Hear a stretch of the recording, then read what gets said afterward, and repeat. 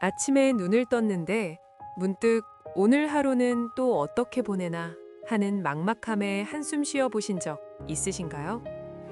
아니면 자녀가 건네는 생활비 봉투를 받아들 때 고마움보다 왠지 모를 부끄러움에 나도 모르게 고개를 숙이신 적은요? 평생을 치열하게 정말 쉴 새 없이 달려온 분들일수록 은퇴 후의 고요함은 휴식이 아니라 공포로 다가오곤 합니다.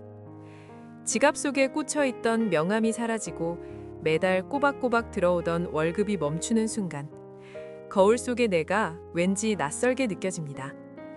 이제 난 쓸모가 다한 건가? 가족들에게 짐만 되는 건 아닐까? 혹시 지금 고개를 끄덕이고 계신가요? 그렇다면 오늘 이야기를 정말 잘 찾아오셨습니다. 인간의 마음을 집요하게 파고들었던 심리학자 알프레드 아들러는 당신의 그 불안함에 대해 아주 단호하게 이렇게 말했습니다. 당신이 아무것도 하지 않고 침대에 가만히 누워만 있어도 당신은 이미 누군가에게 거대한 기쁨을 주고 있다. 위로하려고 하는 빈말이 아닙니다. 논리적이고 명확한 심리학적 사실입니다. 오늘 이 시간 우리가 놓치고 있었던 나의 진짜 가치를 다시 세워보려 합니다.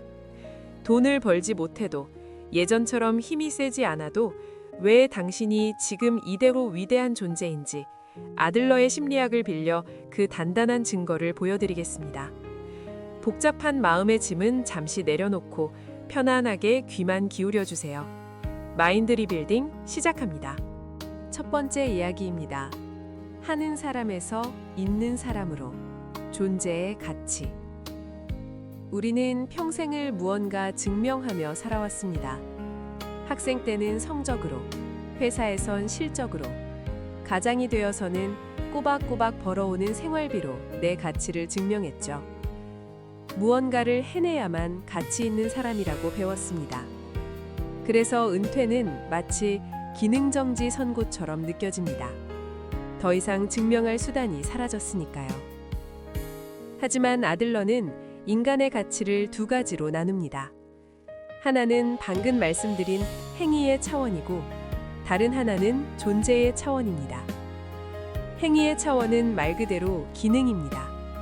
돈을 벌고 운전을 하고 손주를 업어주는 것들이죠. 반면 존재의 차원은 아주 단순합니다. 그저 거기에 살아있다는 것, 그것 하나입니다. 살아있는 게 무슨 가치냐고 반문하실 수 있습니다. 그래서 아주 구체적인 장면을 하나 보여드리겠습니다. 만약 당신의 가족 중 누군가가 큰 사고를 당해 중환자실에 누워있다고 가정해 봅시다. 의식도 흐릿하고 당연히 돈도 못 벌고 말조차 할 수 없습니다. 행위의 관점, 즉 기능으로만 보면 그는 지금 아무것도 할 수 없는 맹정하게 말해 무가치한 상태입니다. 하지만 당신은 그를 보며 쓸모없다고 생각할까요? 절대 아닐 겁니다. 수술실 앞에서 간절하게 기도하겠죠. 제발 살아만 있어달라고. 숨만 쉬어주면 더 바랄 게 없다고 말입니다. 그 순간 그 사람은 무엇을 해내서가 아니라 존재하는 것만으로도 당신에게 벅찬 안도감과 희망을 줍니다. 당신을 살게 합니다. 여러분이 지금 그렇습니다. 은퇴를 하고 다리가 좀 아프고 가끔 깜빡깜빡해도 괜찮습니다. 당신은 당신의 가족과 친구들에게 거기에 있어주는 것만으로도 든든한 버팀목이자 마음의 고향입니다. 이제 스스로에게 매기던 가혹한 점수표를 찢어버리세요. 오늘 내가 뭘 생산했나, 밥값은 했나를 묻지 마십시오. 대신 아침에 눈을 뜨면 이렇게 생각해 보세요. 오늘도 건강하게 눈을 떴구나. 내 존재가 우리 가족의 평화다. 관점을 바꾸니 마음이 조금 편안해지셨나요? 이제 두 번째, 관계의 문을 열어보겠습니다. 두 번째 이야기입니다. 미안하다는 말의 함정, 자녀와의 관계 재설정.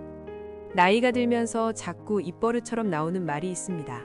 바로 미안하다입니다. 자녀가 병원에 태워다 줘도 바쁜데 미안하다. 며느리가 반찬을 챙겨와도 패 끼쳐서 미안하다. 상대를 배려하고 패 끼치기 싫은 그 마음, 잘 압니다. 하지만 아들러 심리학에서 볼 때 이 잦은 사과는 오히려 관계에 독이 될 수 있습니다. 왜냐고요? 그것은 당신과 자녀의 관계를 상하 관계로 만들기 때문입니다. 도움을 주는 강자인 자녀와 도움을 받는 약자인 부모. 당신이 미안해할수록 당신은 점점 더 초라한 약자가 되고 자녀가 베푼 호의는 기쁨이 아니라 부담스러운 의무로 변질됩니다. 입장을 한번 바꿔볼까요? 여러분이 젊은 시절 어린 자녀의 밥을 먹이고 옷을 입힐 때를 떠올려 보세요. 그때 아이가 밥을 먹다 말고 엄마, 나 때문에 밥 차리느라 힘들지. 미안해. 내가 짐이지? 라고 한다면 기분이 어떨까요? 가슴이 철렁하고 슬플 겁니다. 부모가 원하는 건 미안함이 아닙니다. 아이가 밥을 맛있게 먹고 엄마 정말 맛있다. 최고야. 라고 웃어줄 때 그때 피로가 싹 가시지 않던가요? 다 커버린 자녀들도 똑같습니다. 부모에게 무언가를 해드릴 때 그들이 원하는 건 부모님의 죄책감이 아닙니다. 부모님이 기뻐하는 모습을 보며 내가 우리 부모님께 도움이 되는 사람이구나. 나도 이제 제법 괜찮은 어른이구나 라는 기여감을 느끼고 싶은 겁니다. 그러니 이제 미안하다는 말을 멈추십시오. 대신 당당하고 환하게 고맙다고 말하세요. 내 덕분에 병원에 편하게 다녀왔구나. 정말 고맙다. 네가 사준 옷을 입으니 친구들이 부러워하더라. 기분이 참 좋다. 당신이 환하게 웃으며 감사를 표할 때 당신은 짐스러운 노인이 아니라 자녀의 자존감을 높여주는 최고의 파트너가 됩니다. 잘 받는 것도 능력이고 그것이 곧 자녀에게 주는 사랑입니다. 관계의 짐을 덜어내셨나요? 이번에는 나 자신을 괴롭히는 비교의 늪에서 빠져나올 차례입니다. 세 번째 이야기입니다. 왕년의 나와 이별하기, 평범해질 용기. 시니어들이 우울해지는 또 다른 이유는 비교 때문입니다. 그런데 흥미로운 건 옆집 김영감 이 여사하고만 비교하는 게 아닙니다.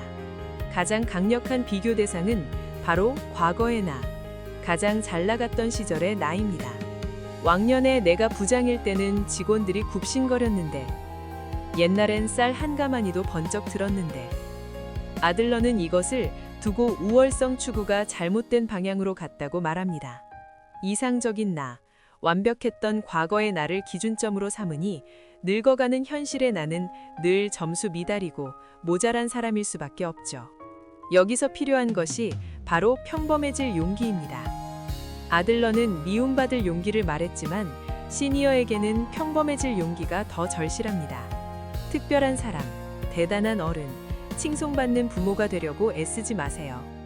늙음은 퇴보가 아니라 변화입니다.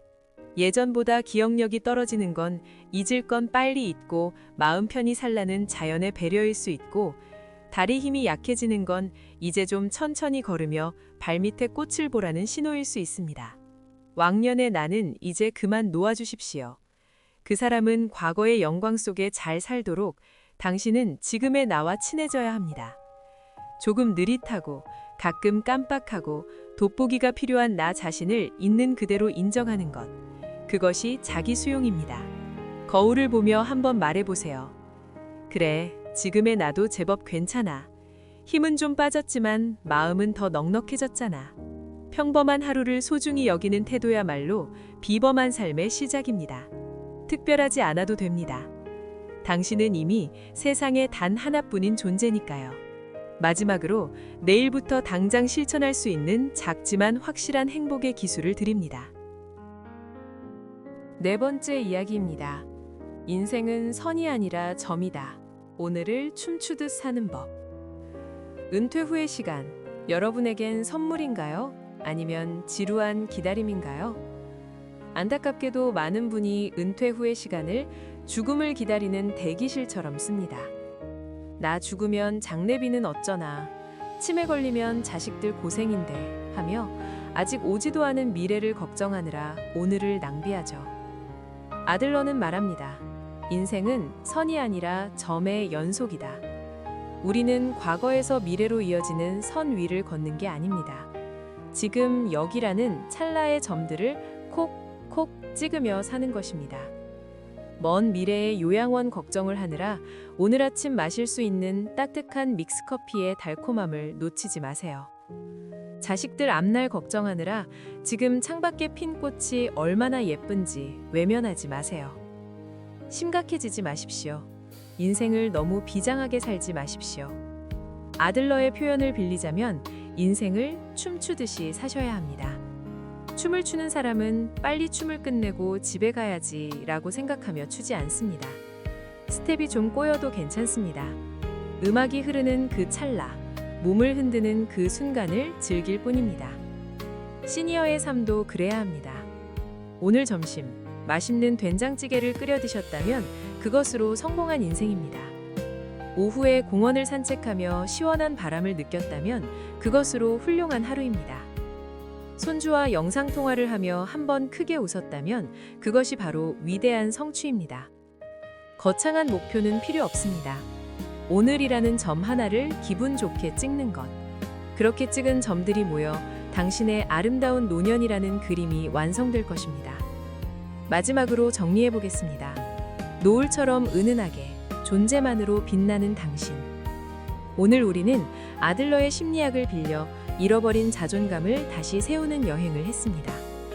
첫째, 당신의 가치는 능력이 아니라 살아있는 존재 그 자체에 있다는 것. 둘째, 자녀에게 미안해하지 말고 당당하게 고맙다고 말할 것. 셋째, 왕년의 나와 이별하고 지금의 평범한 나를 사랑할 것. 마지막으로 오지 않은 미래를 걱정하지 말고 오늘 지금 이 순간을 춤추듯 즐길 것. 기억하세요. 해질녘의 노을이 아름다운 이유는 더 이상 뜨겁게 타오르지 않아서가 아닙니다. 세상을 은은하고 붉게 물들이며 보는 이들에게 편안함을 주기 때문입니다. 여러분의 인생도 그렇습니다. 치열했던 대낮의 열기는 식었지만 지금 여러분이 뿜어내는 은은한 지혜와 여유는 주변 사람들에게 가장 큰 위로이자 휴식입니다. 당신은 존재만으로도 충분히 아름답습니다. 자, 오늘 이야기를 들으시면서 어떤 생각이 드셨나요? 혹시 그동안 가족들에게 마음에도 없는 미안하다는 말을 하진 않으셨나요? 아니면 오늘 발견한 나만의 작은 즐거움이 있으신가요? 오늘 내가 존재만으로도 참 괜찮은 사람이라고 느꼈던 순간이 있다면 댓글로 남겨주세요. 따뜻한 밥 한 끼를 먹어서 좋았다. 햇살이 좋아서 행복했다. 같은 아주 사소한 것도 좋습니다. 제가 하나하나 꼼꼼히 읽고 여러분의 소중한 마음에 공감하겠습니다. 오늘 이 시간이 여러분의 마음에 작은 쉼표가 되었다면 구독과 좋아요 버튼을 꾹 눌러주세요. 앞으로도 시니어 여러분의 마음을 단단하게 지켜드릴 지혜의 이야기로 찾아오겠습니다. 지금까지 마인드 이빌딩이었습니다.